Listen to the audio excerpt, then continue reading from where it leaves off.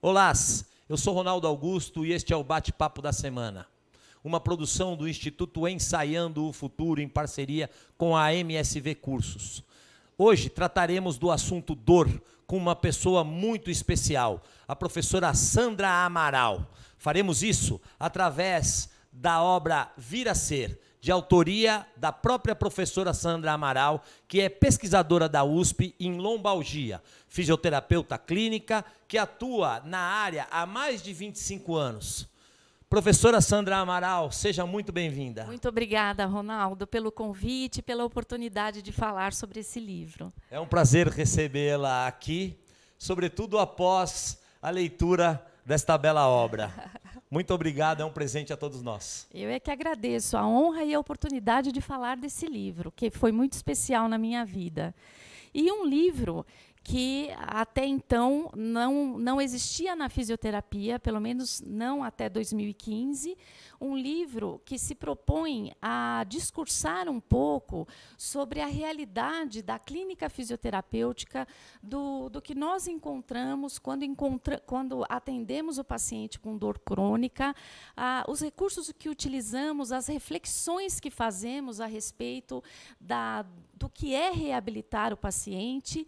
E no livro tem aí uns 3 casos clínicos com um desfecho bastante curioso, em alguns deles inesperado, e com um olhar que privilegia o acolhimento e o mundo interior da pessoa, que é quem fabrica o sintoma, que é quem fabrica a doença. É um livro técnico, porém cheio de poesias, eu garanto. Sandra, foi um prazer enorme ler este livro. Foi uma honra você ter lido, fiquei muito feliz. De jeito nenhum. E ele me trouxe reflexões assim bastante ricas, muito significativas, eu diria, né? Bom, você já atua como terapeuta corporal, como a gente citou, há mais de 25 anos. Foi. Nem todos esses anos como fisioterapeuta. Não, nem todos. Eu custeei a minha faculdade de fisioterapia fazendo terapia manual. Uma especificamente que se chama Shiatsu, que é aquela terapêutica que advém da acupuntura, que trabalha com os mesmos meridianos, com a mesma técnica filosófica. E esse foi o meu carro-chefe, o meu instrumento de trabalho por todos os anos. De forma que, quando eu entrei na faculdade e depois que eu me formei, eu já tinha uma certa intimidade em lidar com a dor e já havia feito muitas reflexões sobre ela. É verdade. Eu tenho certeza disso. Eu tive certeza disso a partir da leitura. Professora, eu vou chamá-la de Sandy. Por tudo favor, bem? por Que favor, bom, Ronaldo. que bom. Sandy, parece que a dor mesmo ao longo da sua trajetória tem sido o seu maior objeto de estudos. Como a gente pôde verificar, como você já disse aqui, antes mesmo de se tornar uma fisioterapeuta, né? E você escreve isso com certa intimidade, eu diria. Não por ter vivenciado a dor, mas por pensar dor, por refletir muito sobre isso, por se posicionar no lugar do outro, por compartilhar, eu acho que o termo mais adequado é esse, a dor alheia, não é? E isso me fez pensar que você vem numa perseguição investigativa à dor. Né? Como é isso? De fato, sabe, Ronaldo, você me fez lembrar agora uma frase da Hannah Arendt, que ela diz: toda dor pode ser melhor suportada se sobre ela puder ser contada uma história. Então, quando a gente reflete sobre a dor de uma pessoa que nunca é igual à dor de outra, e a gente monta, então, um cenário do surgimento, da manifestação daquela dor, do que aquela dor significa para aquela pessoa que está ali, você vai ajudando a pessoa a contar a sua própria história.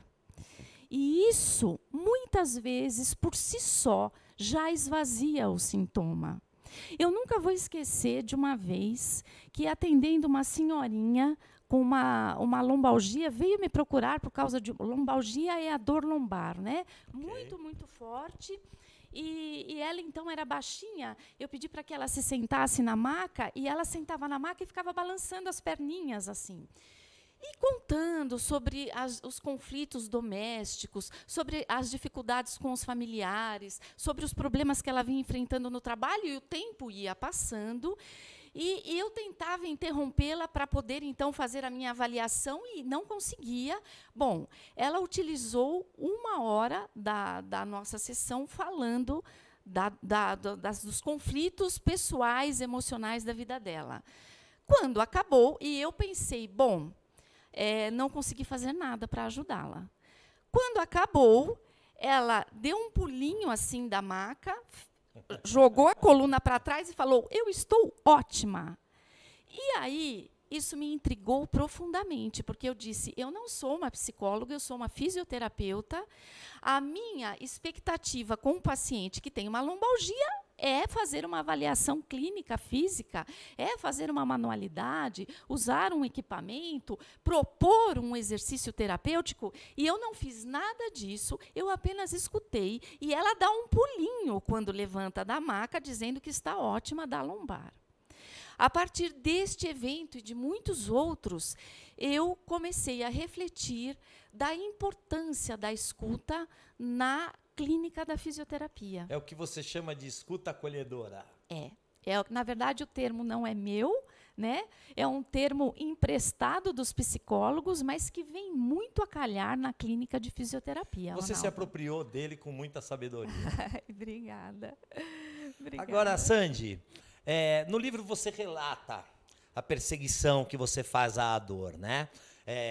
Os caminhos que ela percorre e você lá seguindo esses caminhos a fim de encontrar a origem, não é mesmo? A origem mesmo. Desta causa, tal. Isso mesmo. Eu fico pensando, eu imagino que isso deva acontecer tanto durante a terapia quanto antes ou depois dela. Sim. Não é? Eu gostaria que você contasse um pouco sobre esses diferentes tempos em que você, ou momentos em que você persegue a dor. Olha só, Ronaldo, num primeiro momento, o antes é muito estudo. É muito estudo, porque a gente chega no consultório, o paciente entra na nossa frente, a gente está com fome de bola. Então, são muitas técnicas para utilizar, são muitos equipamentos, são muitas propostas de exercícios terapêuticos, mas o mais importante é ouvir. Porque na escuta, o paciente já vai te contando o que você tem que fazer para ajudá-lo. Então, o antes do momento da dor é o estudo. O durante é uma escuta atenta, acolhedora também, mas atenta, prestando atenção nas coisas que ele diz e na que ele propositadamente não diz, e você tem que, então, investigar. Como se você fosse um Sherlock Holmes, que está procurando o criminoso. Então, eu observo isso nos filmes policiais, né? Como que o desfecho se dá? Com um detetive atento, que, então, ele vai entender o psiquismo daquele criminoso, saber do que ele gosta, aonde que ele come, quais são os costumes dele, e aí ele vai lá e encurrala. Mas só do que ele fala ou também do que o corpo dele anuncia? Nossa, principalmente do corpo, né? Porque, às vezes, o corpo, a pessoa fala uma coisa e o corpo diz outra. Né? Então, fala assim, imagina, eu estou me sentindo super à vontade. E se encolhe na cadeira e cruza os braços. Né? Então, o corpo conta mais do que as palavras, mas as palavras também nos falam. Inclusive, elas escondem.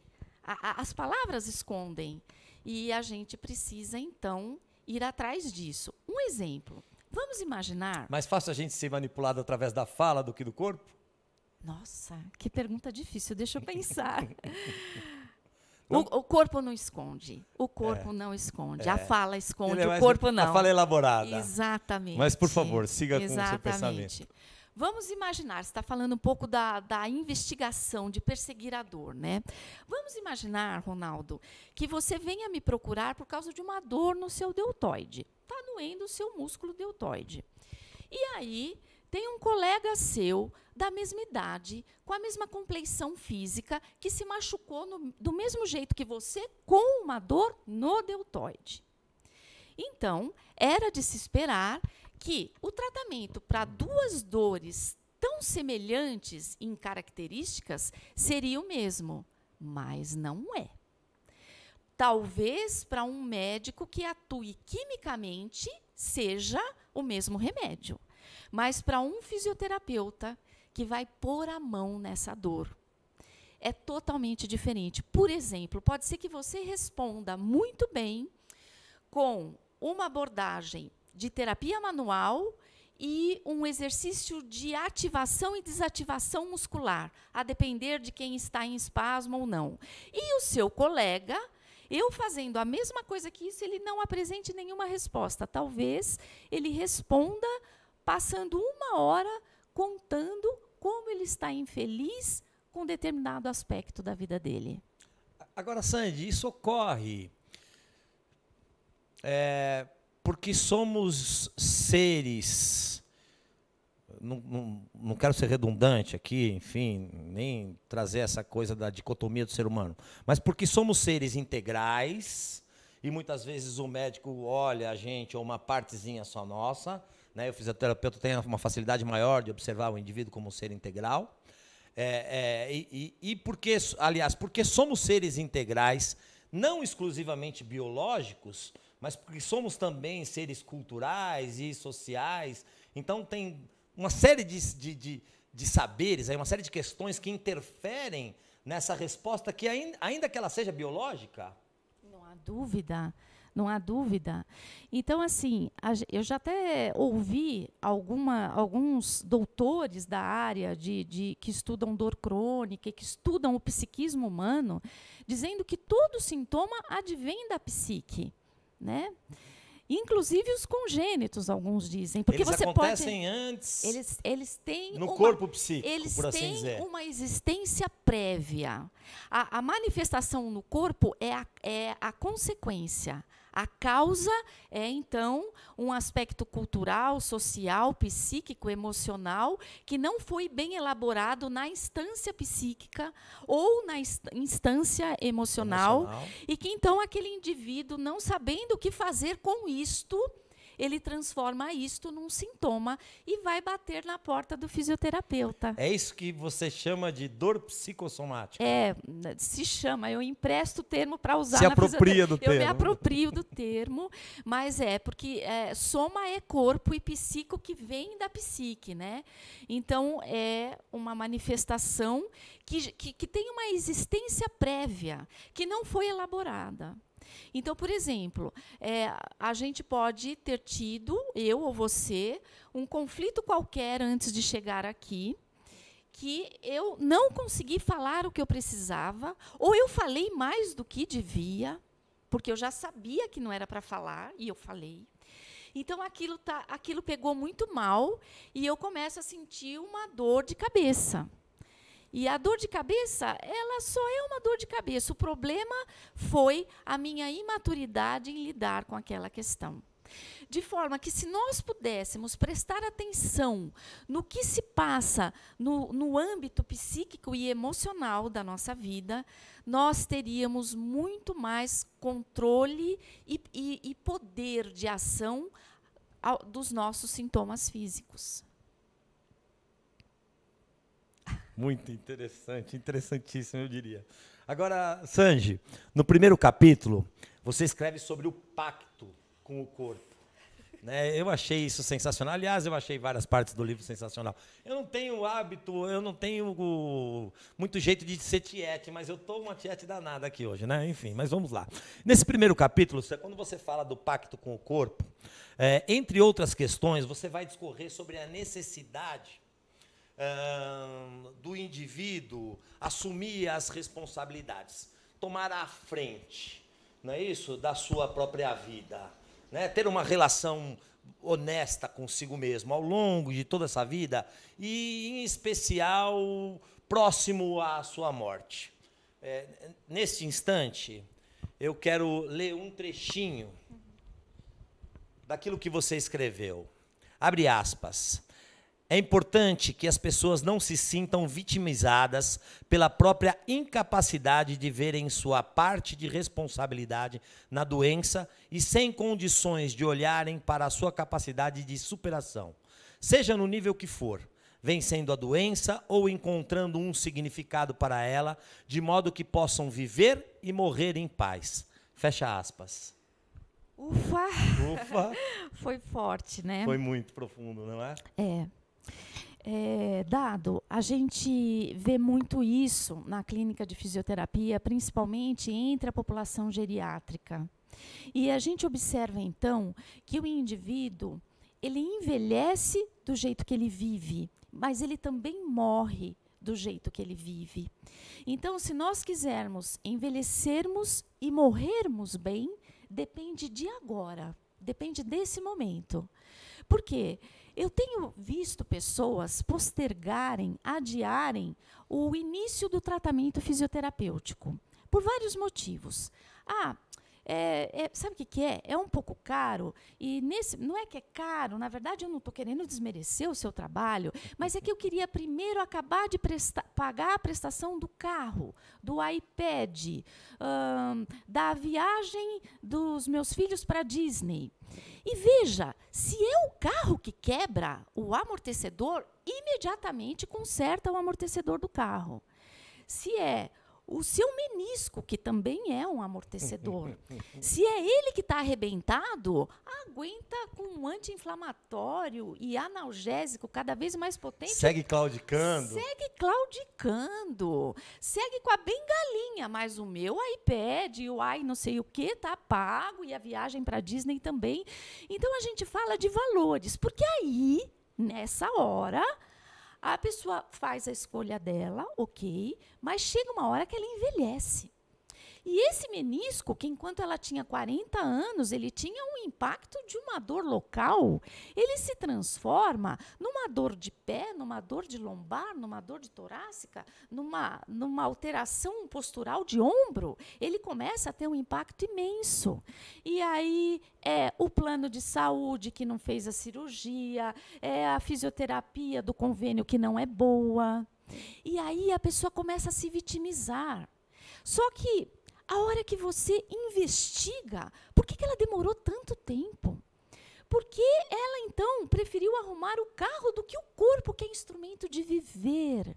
É o instrumento de trabalhar, é um instrumento de ser feliz. É o que nos permite estar aqui agora. É só isso daí, é só isso. Tudo, né? É só tudo. E aí, o fisioterapeuta, ele pode comprar esse discurso. Ai, coitada, nossa, é mesmo, o plano de saúde realmente, a cirurgia realmente. Aí você fala, mas espera um pouquinho, como que a pessoa chegou nessa idade? Vamos tentar entender. Eu lembrei de uma piadinha, muito conhecida na nossa área, que é assim, a senhorinha chegou para o médico e falou, doutor, eu estou morrendo de dor na minha perna direita. Ele disse assim, mas minha senhora, é a sua idade, a senhora tem 80 anos. Aí ela vira e diz assim, mas a outra perna também tem 80 anos e não dói. Né? Então, assim, por que a gente precisa, então, ficar nesse lugar de vítima, quando, na verdade, nós não fizemos a lição de casa e não fizemos a nossa parte na hora de assumir a responsabilidade de cuidar de um corpo que dói, de um corpo que precisa de tratamento fisioterapêutico, de tratamento psicoterapêutico, de descanso, de lazer, de alegria. Então, você prioriza mais... De preparo para enfrentar as dificuldades da vida. De fortalecimento, de atividade física. E agora falamos da prevenção. Sim, é isso. Sensacional. Então, a gente fala de um caminho que, se for trilhado, nós vemos idosos envelhecerem e morrerem de uma forma extremamente digna.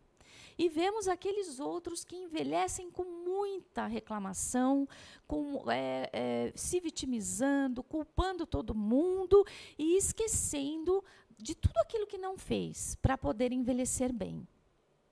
E que lugar aconchegante é estar com um idoso em boas condições, né? Um idoso que a vida inteira foi protagonista das suas ações, né? E que assumiu suas responsabilidades, arregaçou as mangas e seguiu em frente, né? Olha, Dado, maravilhoso. E que lugar comum que duro dizer isso. Que lugar comum é estar com um idoso que se lamenta, que se vitimiza.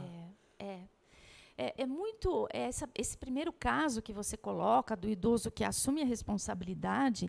Essa semana mesmo eu estava falando para uma paciente idosa que eu atendo há mais de 10 anos. Ela tem 82 anos. Eu estava falando para ela, a senhora lembra como a senhora chegou aqui há 10 anos atrás? Aí ela falou, me refresca a memória. Então, assim, nenhuma força abdominal. Quando ela tinha que levantar da maca, era virando de lado, ajudando com o cotovelo. E, naquele dia, eu pedi para ela, a senhora pode, por favor, mudar com a cabeça? Eu gostaria que a cabeça viesse aqui para propor um novo exercício. Ela, com 82 anos, ela levantou com a força abdominal, que eu não recomendo, mas ela pode fazer isso, porque o abdômen está fortalecido. E virou e deitou. Eu falei assim, a senhora envelheceu 1 década, e a senhora hoje, 1 década mais velha, está melhor, mais forte, mais preparada fisicamente do que quando era 10 anos mais jovem. Que coisa linda. Então, veja um corpo que ele está ali esperando o estímulo necessário e o resto é com ele. E ele é altamente colaborativo. Altamente. Que bacana. Sandy, no capítulo 3, esse capítulo tem um nome interessante. Quando estar bem perto é perder-se por muitas ruas e esquinas. É cheio de poesia, gente. Eu digo isso, é sensacional. O livro é interessantíssimo. Eu diria que ele é uma graça, ele é belíssimo. Ali você escreve sobre a escuta como acolhimento, né? Sobre como usar esse importante recurso no processo de avaliação, mas também no processo de intervenção. Exatamente. Como você falou já um pouco sobre a escuta, mas aprofunde um pouco mais os conceitos e os procedimentos que surgem a partir daí. Nesse conto especificamente dado, quando estar bem perto é perder-se por várias ruas, é um caso clínico que eu conto de uma paciente com lombalgia que veio me procurar e chegou acho que uns 30 minutos atrasada. E ela me mandou uma mensagem dizendo, eu estou na esquina da sua casa, do seu consultório. E chegou meia hora depois. Por quê? Ela, ao invés de entrar na minha rua, ela deu várias outras voltas. E eu pude perceber, através da observação desse fato e através da fala, me contendo, porque a gente tem vontade de fazer a intervenção, mas me contendo para ouvir o que ela estava contando para mim, que esse era um processo rotineiro na vida dela. Então, assim, estar muito próximo da resolução e se perder e rodear, então, depois, então volta. Boicote? De alguma forma ela se boicotava? Eu acho que sim. Porque, veja, o tamanho da dor que ela sentia, ao me relatar toda a dor, eu dizia, podemos começar a avaliação? Pode. A hora que eu pedia para ela se posicionar e eu ia pôr a mão, ela não deixava. Ah, mas eu esqueci de te falar, que não sei. Dando voltas. E eu ouvia e falava assim, tá ok, tá registrado. Podemos dar início à avaliação? Claro, por 3 vezes, Ronaldo. Eu fui pôr a mão e ela não permitiu.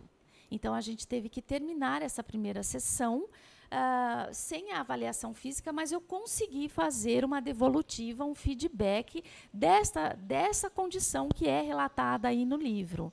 Então, a atitude dela de se perder no carro, precisar de vários quarteirões, já estando quase em frente ao meu consultório, era uma atitude dela para com a dor dela. Olha, eu vim aqui para você pôr a mão, na minha dor, mas você não vai pôr. Ainda não dá para você pôr a mão.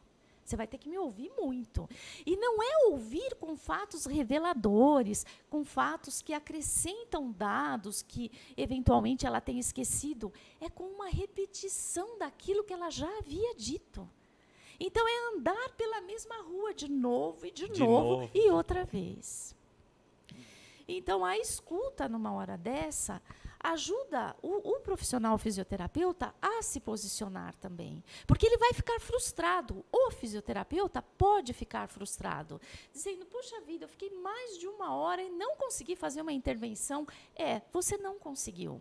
Porque não é a hora da intervenção, é a hora do acolhimento, da escuta. O quão rico pode ser para o desenvolvimento humano saber ser fisioterapeuta, né? Eu acho que saber qualquer função, né? Profissão, qualquer profissão, profissão. nós nos construímos enquanto Exatamente. vivemos, né? Os papéis. Exatamente. E veja, você encontrou uma forma de se construir, ou se constituir, se desenvolvendo ainda mais, né? Ao mesmo tempo que você identifica uma técnica, né, que serve para o teu fazer, Que serve, né? Serve para o teu ser humano, sim, serve para a tua especialidade. serve, porque é muito rico à medida que você faz uma intervenção ou que você não faz uma intervenção, porque para o fisioterapeuta a escuta é um lugar um pouco incômodo. Nós não tivemos um treinamento para ficar nesse lugar. A gente quer que o paciente nos apresente objetivamente como se manifesta o sintoma dele, ok, eu já sei o que eu tenho que fazer com esse tipo de dor. Mas ele não fala objetivamente. Quanta ingenuidade achar que a gente sai da universidade formado, né? Não. Pega o canudo e diz, agora está formado para a profissão X. Não está formado. Como é que é aquela... Processo sem fim, a formação. É no andar da carruagem que as abóboras se assentam, não é? Sou pai enquanto sou pai, não é mesmo? Exatamente, exatamente. Não existe caminho, o caminho se faz ao caminhar. É um poeta espanhol, né?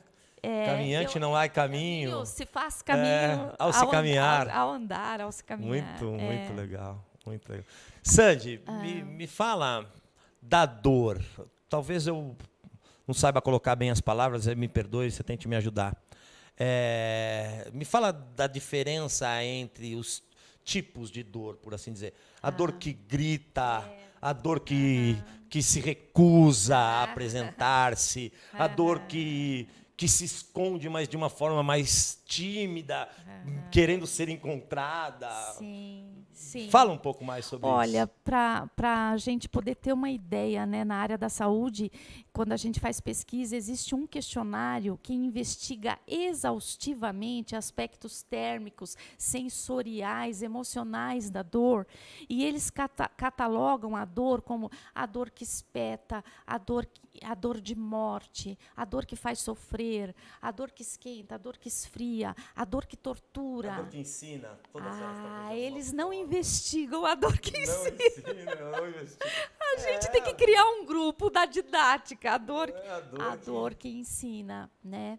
Então, as dores que vão se escondendo, porque encontrar aquela dor pode significar tirar a pessoa daquele jeito, daquele funcionamento de vida que lhe cai muito bem. Eu lembro de um professor do HC, um professor de neurologia, que ele dizia assim, olha, gente, eu tenho pacientes que o único passeio que eles fazem na vida, porque nem religiosos eles são para irem à igreja. Então, o único passeio que eles fazem na vida é o dia da consulta aqui no HC, tá? Então, é aquele homem que se barbeia, penteia, a camisa mais bonitinha. Ele vai um evento. É um evento, ele vai na consulta. É uma saída social. E aí ele chega na sala de espera, e você já melhorou? E você como que está? E aí, Ronaldo, pensa comigo, vamos pensar juntos aqui uma coisa. Tira a dor dele, o que sobra? Putz. Então, aí a gente vê que a vida de algumas pessoas... Não é a dor que não o abandona, ele é que não abandona ela.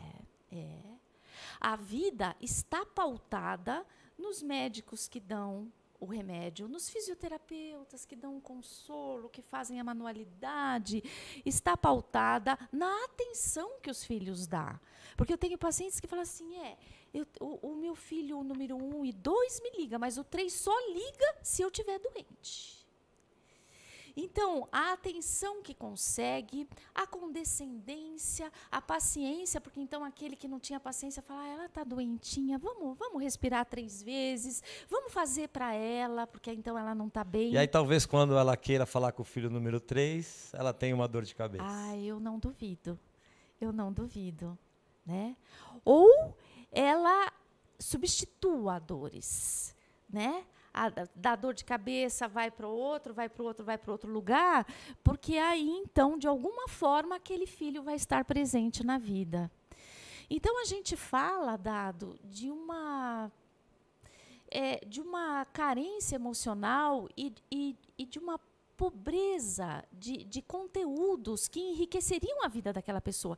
Porque veja uma coisa, aí eu vou ter um outro idoso, ou não precisa ser idoso, outro paciente adulto, que tem o mesmo problema, ele tem a mesma queixa. Ele fala assim, o meu filho número 1 e 2 me liga, mas o 3 não. Só que ele fala assim, mas quer saber? Eu vou lá na casa dele mesmo assim, eu não estou nem aí. Eu vou lá, cato o neto, eu ligo, eu encho o saco, eu bato ponto lá. E aí essa pessoa me diz assim, você quer saber do que mais? Deixa ele viver a vida dele, eu vou sair com as minhas amigas. Então, ela pega aquela dor e transforma numa energia que vai trazer vitalidade para a vida dela. E ela não se vitimiza diante da dor. Não se vitimiza. Essa dor ensina. Essa é a dor que ensina. Aí a dor... Talvez todas ensinem, ela prefere aprender com a dor, né? Em vez de vitimizar-se. Então a gente vê a dor cumprindo um papel que a ausência dela empobreceria a vida da pessoa. Mas isso não é justificativa, porque é um retorno muito... É custoso, né? Miserável, né? É custoso demais. Então, se essa pessoa, de alguma forma, então, puder olhar para essa condição e dizer assim, não, chega, até aqui foi, mas agora eu quero mudar. Então, o que eu vou fazer? Eu vou entrar num grupo, eu vou voltar a estudar, eu vou fazer uma assistência social.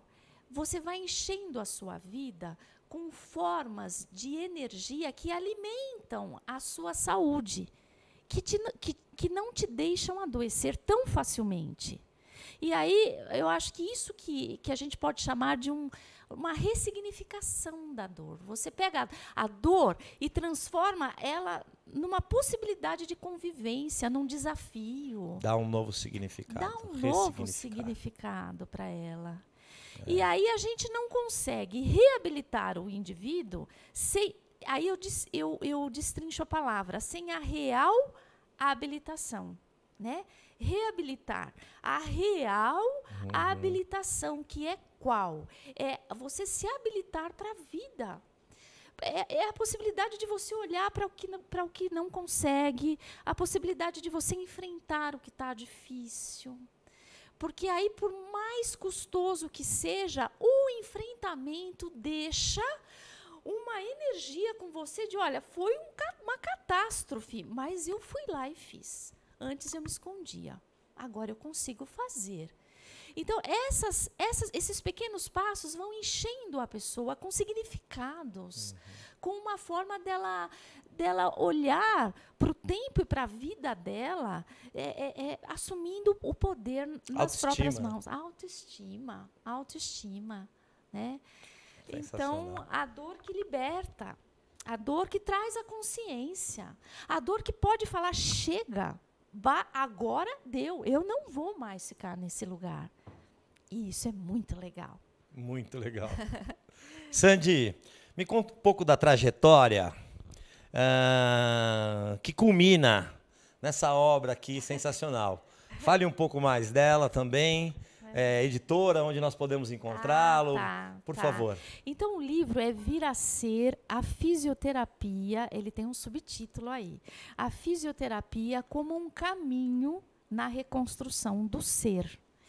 Reconstrução daquilo que nós queremos ser quando adoecemos ou quando estamos com algum déficit. A gente quer vir a ser mais forte, mais saudável, a gente quer vir a ser uma pessoa mais independente. Então, é a trajetória de todos nós ao querermos sair de um lugar limitado e ampliarmos, então, as nossas possibilidades físicas e emocionais e psíquicas. Ao escrever esse livro, me instigou profundamente alguns casos que eu fui atendendo ao longo dos meus 25 anos de profissão, onde eu não conseguia ter uma evolução satisfatória. As ferramentas que eu detinha da fisioterapia para ajudar o paciente não eram suficientes para ajudá-lo. E o paciente não deixava a fisioterapia. E quando eu dizia, será então que nós não podemos partir para uma acupuntura, por exemplo, eu não faço, mas será que a senhora não melhoraria com uma acupuntura? Você está me abandonando. E eu dizia, não, eu não estou abandonando, eu não estou conseguindo uma evolução. E aí eu comecei a perceber esses aspectos que nós conversamos do lugar da dor. Porque se a dor melhorar, não vai ter mais a fisioterapeuta indo na casa dela, ouvindo as suas demandas, ouvindo as suas lastimações, mexendo no corpo, ajudando ela a entrar em contato com esse corpo. Porque quando a gente está bem, a gente não procura. A gente desvia os nossos recursos para outras coisas que não um trabalho como o do fisioterapeuta, por exemplo. Então, eu fui buscando refletir um pouco mais sobre isso e acabei fazendo uma formação curta de 2 anos em conflito da dor. E aí, para que eu pudesse me sentir um pouco mais à vontade nesse lugar da escuta. Então, acho que esse foi o principal motivador de eu escrever esse livro. E eu queria muito que o profissional fisioterapeuta que se sentisse como eu, pudesse se identificar com esse lugar e se sentir à vontade com esse lugar também, uma vez que ele estivesse detendo a ferramenta da escuta e do acolhimento como uma ferramenta válida de trabalho fisioterapêutico. No âmbito, no cenário, no setting de você ali, tete a tete com o paciente. Então, foi assim que eu resolvi escrever esse livro. A editora Andreoli, que é uma editora que publica basicamente fisioterapia e acupuntura, me recebeu com os braços abertos. E nós publicamos o livro em 2015. E ele pode ser encontrado na internet. Submarino, Americanas, Estante Virtual. Você pode conseguir esse livro através desses canais e também com um e-mail ou com um telefone diretamente para a editora Andreoli. Eles também vendem por telefone e enviam para a casa da pessoa. Na descrição do canal, deste vídeo, você terá informações a esse respeito.